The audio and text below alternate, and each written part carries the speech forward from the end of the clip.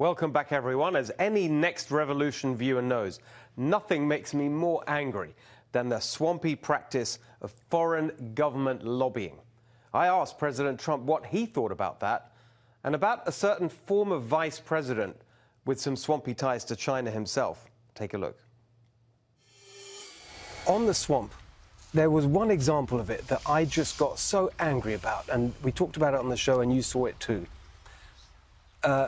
Obama's head of cybersecurity then becomes a lobbyist on cybersecurity for Huawei. Yeah. I mean, and that's all perfectly above board.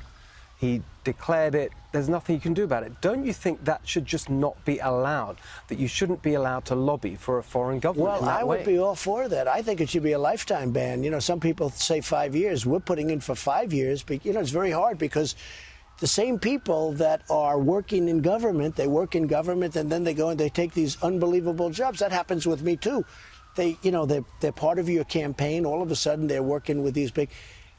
And it's a very tough thing. You know, there's a very fine line.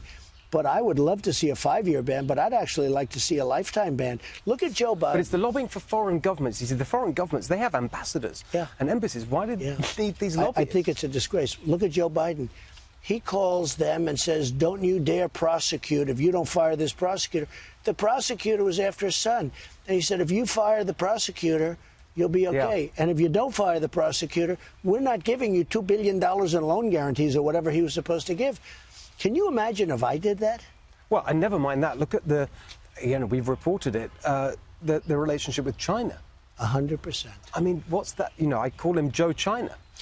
If there's a Don't reason, you think that should be investigated, that financial connection, the Chinese government putting billions of dollars into Biden family business? 100%. It's a disgrace.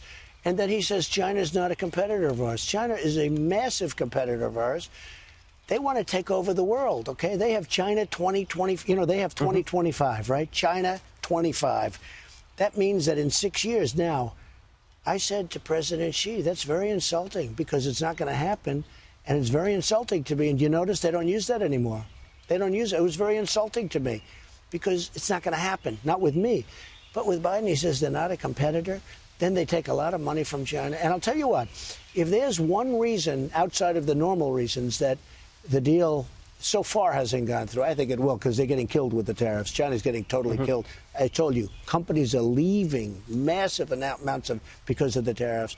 They're getting hurt badly. But if there's one reason that China, and you understand what I'm going to say, didn't make that deal, it's because they're hoping that in 16 months, Donald Trump will be defeated by any one of those Democrats, and they'll go back to making $500 billion a year.